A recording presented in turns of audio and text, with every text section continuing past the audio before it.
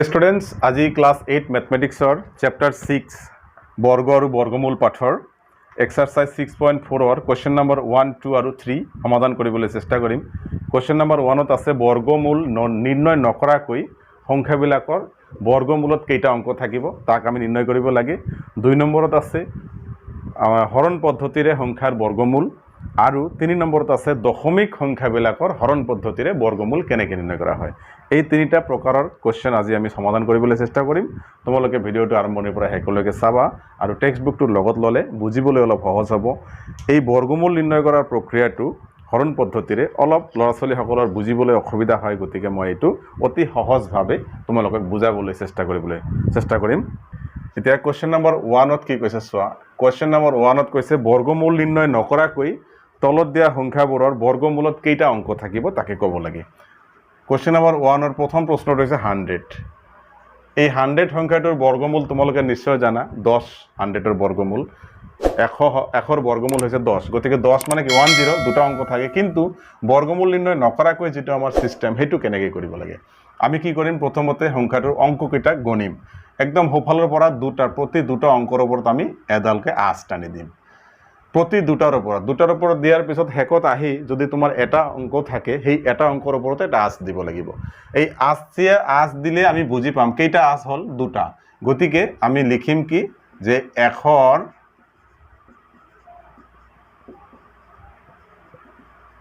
বৰ্গমূলত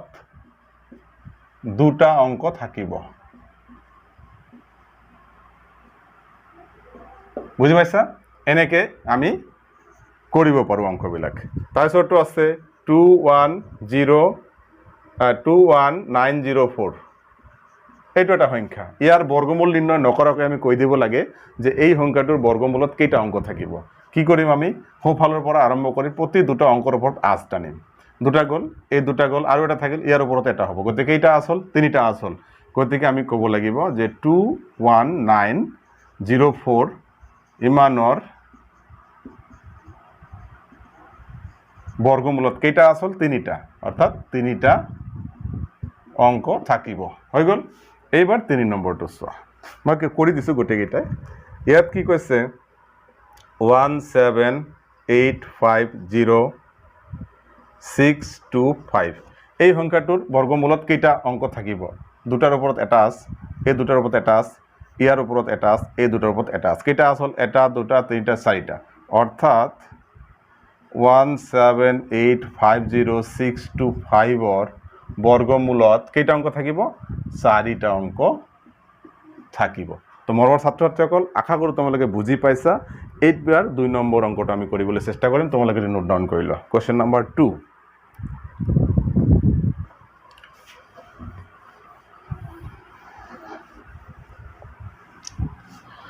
question number 2ত কি কৈছে, হৰণ পদ্ধতিৰে তলত দিয়া সংখ্যাবোৰৰ বৰ্গমূল নিৰ্ণয় কৰিব লাগে। হৰণ পদ্ধতিৰে প্ৰথম অংকটো মই কৰিব চেষ্টা কৰিছোঁ। কোৱেশ্চন নম্বৰ 2ৰ 1 নম্বৰ 676। এই সংখ্যাটোৰ বৰ্গমূল আমি হৰণ পদ্ধতিৰে উলিয়াব লাগে। তো 676 আমি কি কৰিম, আমি এটা ধাৰণা ল'ম যে এই সংখ্যাটোৰ বৰ্গমূলত কেইটা অংক থাকিব। আমি আমাৰ পেটাৰ্ণটো এপ্লাই কৰিম। তো কি হ'ল, দুটা আঁচ আহিলে, অৰ্থাৎ ইয়াৰ বৰ্গমূলত দুটা অংক থাকিব। আমি ষ্টাৰ্ট কৰোঁ। এতিয়া প্ৰথম কামটো কি হৈছে, যিটো প্ৰথম আঁচৰ তলত প্ৰথম আঁচ দিয়া সংখ্যাটো আছে, এই সংখ্যাটো আমি কি কৰিম, দুটা সংখ্যা লিখিব লাগিব, একে সংখ্যা লিখিব লাগিব। ইয়াতো আমি যি লিখিম ইয়াতো সেইটো হ'ব। তাৰমানে ভাজক আৰু ভাগফল দুটা একে সংখ্যা লিখিম, লিখি এই সংখ্যাটো মিলাবলৈ চেষ্টা কৰিম। কিন্তু ডাইৰেক্টলি তাতকৈ ডাঙৰ নহয়, ইয়াৰ সমান বা ইয়াতকৈ সৰু, ইয়াৰ সমান বা ইয়াৰ ওচৰা ওচৰি সৰু আমি সংখ্যাটো আনিম। কি কৰিম, ধৰি লোৱা 2 আৰু 2 পূৰণ কৰিলে কি হ'ব, 4 হ'ব। কিন্তু ইয়াত যদি 3 আৰু 3 লিখা যায় তেতিয়াহ'লে 9 হৈ যাব, তেতিয়াহ'লে নহ'ব। ওচৰা ওচৰি সৰু সংখ্যাটো আমি আনিব লাগে। তেতিয়া বিয়োগ কৰিব লাগিব। বিয়োগ কৰিলে কি হ'ব, 2 হ'ব। প্ৰথম আঁচটনা সংখ্যাটো আমাৰ গ'ল। এইবাৰ বিয়োগফলটো অহাৰ লগে লগে আমি দ্বিতীয় গোটেইকেইটা অংক, যিকেইটা অংকৰ ওপৰত আঁচ আছে গোটেইখিনি আমি তলত লৈ আহিম। এইটো কিন্তু নিয়ম, মনত ৰাখিবা। এইবাৰ এই পৰ্যায়টো আমাৰ শেষ হোৱাৰ লগে লগে পৰৱৰ্তী পৰ্যায়টো কি কৰিম, ইয়াত যিটো আমি কি লিখিছোঁ, ভাজক লিখিছোঁ, ইয়াক ডাবল কৰিব লাগে, দুগুণ কৰিব। তাৰমানে এই 2 আছে, ইয়াতে 4 হ'ব। হৈ গ'ল। এতিয়া আমি আগত গম পাইছোঁ যে এই সংখ্যাটোৰ বৰ্গমূলত কেইটা অংক থাকিব, দুটা, তাৰে এটা আহি গ'ল, আৰু এটা আহিব। তাৰমানে এইটো শেষৰ পৰ্যায়, লাষ্ট ষ্টেজ। গতিকে আমি চিন্তা কৰিব লাগিব ইয়াত আমি এনেকুৱা ধৰণৰ সংখ্যা এটা লিখিব লাগে ইয়াতো লিখিব লাগে পূৰণ কৰাৰ পিছত যাতে আমাৰ 276 আহি যায় ইয়াৰ পৰা আৰু এটা ধাৰণা আমি ল'ব লাগিব যে শেষৰ অংকটো কি আছে 6 আছে কি সংখ্যা পূৰণ কৰিলে 6 পোৱা যায় বৰ্গ সংখ্যা তাৰ মানে তোমাৰ 6 * 6 কৰিলে 36 ৰ 6 আহিব আৰু 4 * 4 কৰিলে কিন্তু 16 ৰ 6 আহিব গতিকে এই দুটাৰ যিকোনো এটা প্যাটাৰ্ন কামত হয় বাকি সংখ্যা ট্ৰাই কৰি লাভ নাই গতিকে যেহেতু আমাৰ শেষত 6 আছে গতিকে 6 অহাৰ আমাৰ দুটাই উপায় আছে আইদাৰ 6 * 6 অৰ 4 * 4 গতিকে আমি কোনটো কৰিলে হ'ব আমি প্ৰথমতে 4 লিখি চাইছো কি হয় তো 4 4 jar 16 থাকিলে কিমান 1 4 4 jar 16 আৰু 1 যোগ কৰিলে 17 হ'ব তাৰ মানে এটো কাম নহল তো হেতু ক্যান্সেল হৈ গল এতিয়া আমাৰ কি কৰিব লাগিব নিঃসন্দেহে 6 লিখিব লাগিব তো 6 লিখিলে পূৰণ কৰি 6 6 6 36 3 থাকিলে 6 4 গুণ কিমান হয় 24 আৰু 3 27 বাস এইটো হল আমাৰ উপায় তো ইয়াতে কি পালো আমি বৰ্গমূল কি পালো সংখ্যাটোৰ therefore বৰ্গমূল চিহ্ন আমাৰ 676 ৰ বৰ্গমূল কি হল 26 এটো আমাৰ হৈ গল এতিয়া মই বুজাই আছো কাৰণ অলপ সময় লাগি আছে তোমালোকে বুজি উঠাৰ লগে লগে কিন্তু অংকবিলাক অতি স্পিডলি তোমালোকে কৰিব পাৰিবা তো এটো উঠাই লোৱা নোট ডাউন কৰি লোৱা এইবাৰ আমি নেক্সট অংক এটা কৰিম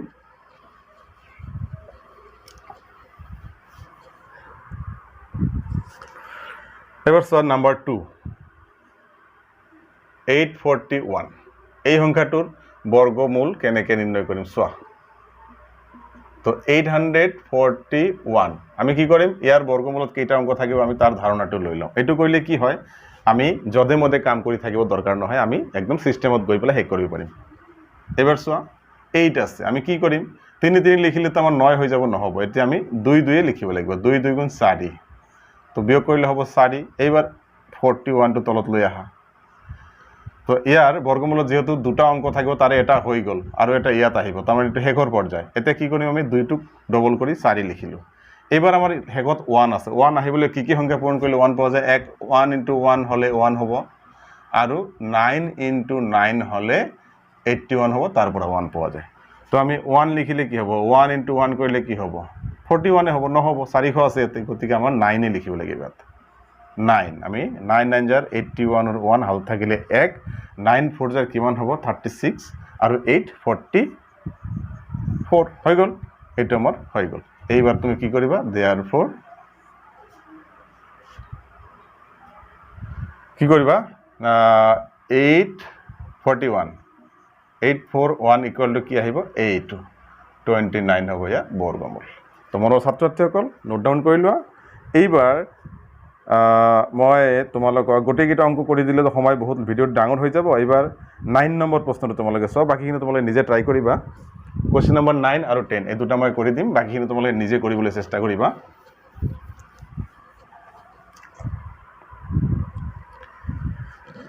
কোশ্চেন নম্বৰ 9 চোৱা 9ত কৈছে যে 15129 এই সংখ্যাটোৰ বৰ্গমূল নিৰ্ণয় কৰিব লাগে হৰণ পদ্ধতিৰে সোয়া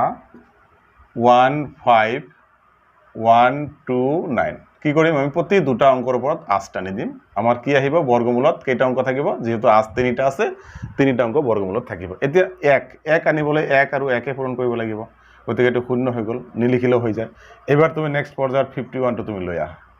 এবাৰ 51 লৈ আহাৰ লগে লগে এক ডবল কৰি 2 লিখিব লাগিব এতিয়া 2 ৰ লগত কি লিখিলে 51 ৰ ওচৰা ওচৰি যাব পাৰিম এতিয়া তুমি যদি 2 লিখা আতে 2 2 গুণ 44 হ'ব আৰু 3 লিখিলে 3 3 নহব বেছি হৈ যাব তো 2 আৰু 2 লিখিলে আমাৰ কি হ'ব 44 এটোৱে ম্যাক্সিমাম হ'ব 11 ৰ পৰা 4 গলে 7 হ'ব থাকিলে এইবাৰ আমাৰ 29 তলত আহি যাব আহিলে এইবাৰ আমি কি লিখিছো যেহেতু 2 আগৰ এই দুটো এই পৰ্যায় তো 2 টো ডবল কৰি পেলাই 4 লিখিব লাগিব এতিয়া হেকত আছে 9 আমি 9 কি পূৰণ কৰিলে 9 পাও 3 3 পূৰণ কৰিলে 9 হয় আৰু কি 9 হয় 7 7 পূৰণ কৰিলে 49 হয় তাৰ পৰা আমি 9 পাও এতিয়া যদি আমি 3 লিখি ইয়াতে লিখি চাব পাৰো কি কৰিম ইয়াতো 3 লিখিব লাগিব 3 3 jar 9 হল 3 4 jar 12 হ'ব তাৰ 2 থাকিল 1 হাতত থাকিল 3 2 jar 6 আৰু 1 7 এটো হৈ গল আমাৰ তাৰ মানে কি 3 লিখোতে আমি পাই গলো তো এনেকৈ ট্ৰায়ালিং বেসিছত তোমালোকে যদি অংকবিলাক চেষ্টা কৰা অতি সহজে হৈ যাব therefore √over কিমান 15129 = কিমান 123 আমি আগতে কি গম পাইছোঁ আমাৰ আষ্ট কেইটা আছে এটা দুটা তিনিটা গতিকে আমাৰ তিনিটা সংখ্যাই তিনিটা অংক ইয়াত আহিছে এইটো আমাৰ হৈ গ'ল তো মৰমৰ ছাত্ৰ ছাত্ৰীসকল এইটো নোট ডাউন কৰা এতিয়া মই 10 নম্বৰ অংকটো কৰিব চেষ্টা কৰিম ইয়াৰ পিছত আমাৰ 3 নম্বৰ প্ৰশ্নবিলাক আহিব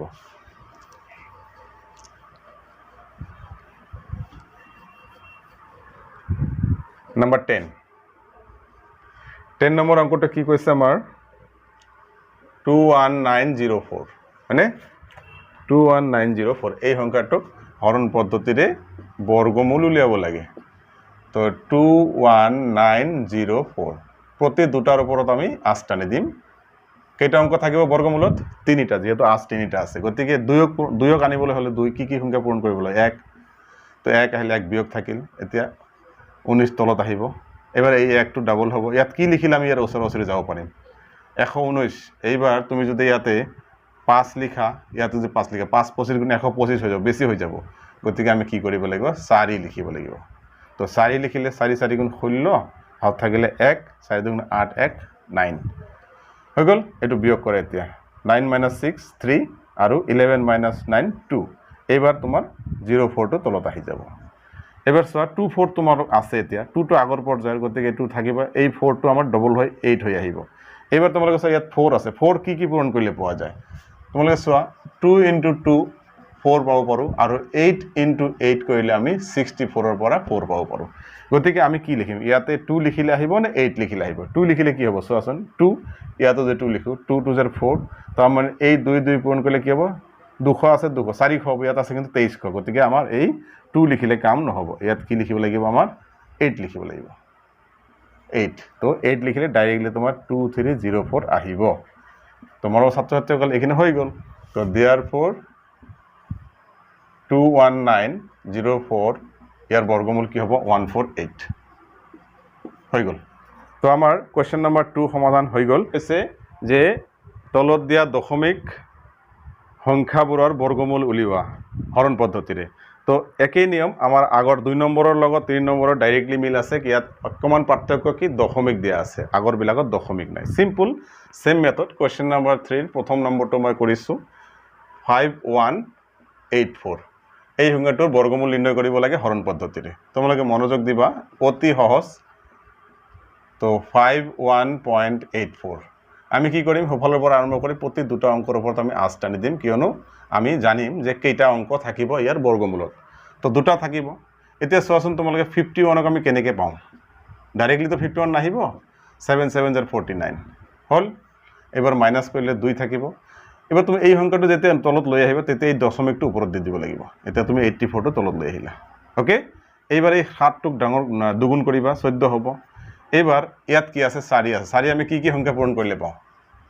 2 পূৰণ 2 4 পাওঁ আৰু 8 পূৰণ 8 কৰিলে 64 ৰ পৰা আমি 4 পাওঁ গতিকে ইয়াত 2 দিলে হৈ যাব হয়তো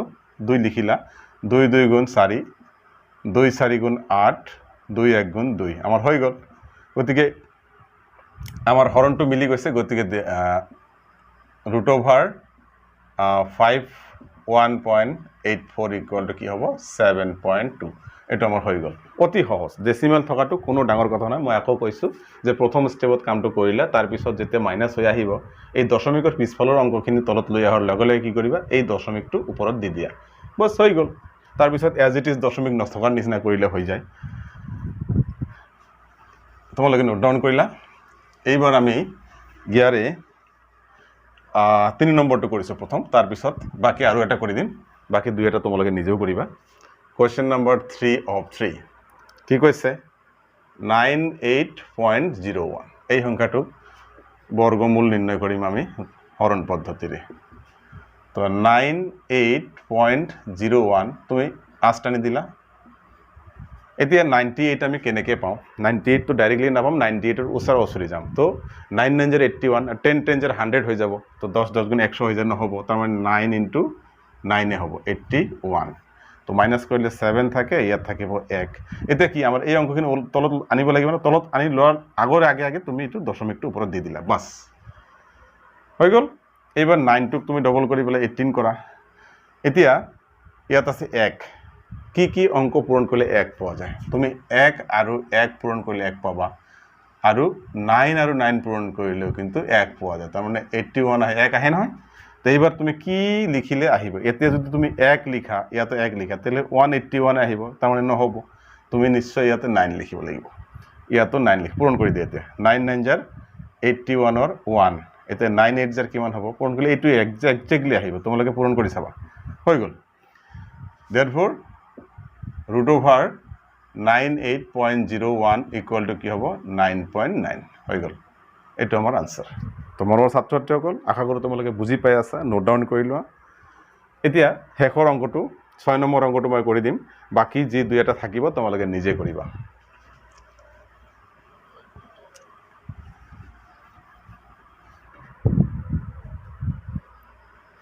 Question number 6 6ত কি কৈছে 973.44 এই সংখ্যাটোৰ বৰ্গমূল নিৰ্ণয় কৰিব লাগে ভেৰি ইন্টাৰেষ্টিং আৰু ইজি 973.44 নিয়মটো আমাৰ একেই আমি প্ৰতি দুটাৰ ওপৰত আঁচ টানি দিম হল এবাৰ 9 আমি কেনেকৈ মিলাও 3 3 গুণ 9 হয়নে 9 মিলি গল এটো মাইনাস কৰিলে 0 আহিব আৰ 73 টো লৈ আহিব লাগিব এবাৰ এই 3 টোক আমি ডবল কৰি 6 কৰিম 6 ইয়াত কি লিখিলে এই 73 ওচৰ ওচৰ হ'ব এই শূন্যটো বাদ দিছো তো 2 লিখিলে তো মানে পার হৈ যাব 132 মান হৈ যাব তো এতিয়া 1 লিখিলো ইয়াতে 1 লিখিলো 1 লিখিলে কি হ'ব 61 আহি যাব মাইনাস কৰি দিয়াচোন 2 আৰু 1 পাৰ থাকে এতিয়া কি আমাৰ এইখিনি সংখ্যা আনিব লাগে না গতিকে এই সংখ্যাটো আনাৰ আগে আগে দশমিকটো ইয়াত দি দিবা এতিয়া 44 টো তলত লৈ আহা এবাৰ 61 তো আগত আছিল 1 টুক ডবল কৰি 62 কৰিব লাগিব এতিয়া চোৱা আমাৰ 4 কি সংখ্যা পূৰণ কৰিলে পোৱা যায় 2 পূৰণ 2 4 হয় আৰু 8 পূৰণ 8 কৰিলেও 64 ৰ 4 হয় গতিকে এইবাৰ আমি কি লিখিলে ইয়াত পাম এতিয়া যদি আমি 2 লিখো 622 হ'ব ইয়াত আমাৰ 2 লিখিব লাগিব পূৰণ কৰিলে কি হ'ব 4 2 2 গুণ 4 6 2 গুণ 12 হৈ গল এটোৱে 2 লিখিলে হয় তুমি 8 লিখিলে বেছি হ'ব গতিকে এটা আমাৰ হৈ গল এতিয়া তোমালোকে চোৱা therefore 973.44 equal to 31.2 তোমাৰ ছাত্ৰছাত্ৰীসকল তোমালোকে এটো নোট ডাউন কৰি লো ভিডিওটো নিশ্চয় বুজি পাইছা যদি বুজি পাইছা আৰু ভাল পাইছা তেতিয়াহ'লে লাইক আৰু শেয়াৰ কৰিবা আৰু মোৰ চেনেলটো সাবস্ক্ৰাইব কৰিবা ধন্যবাদ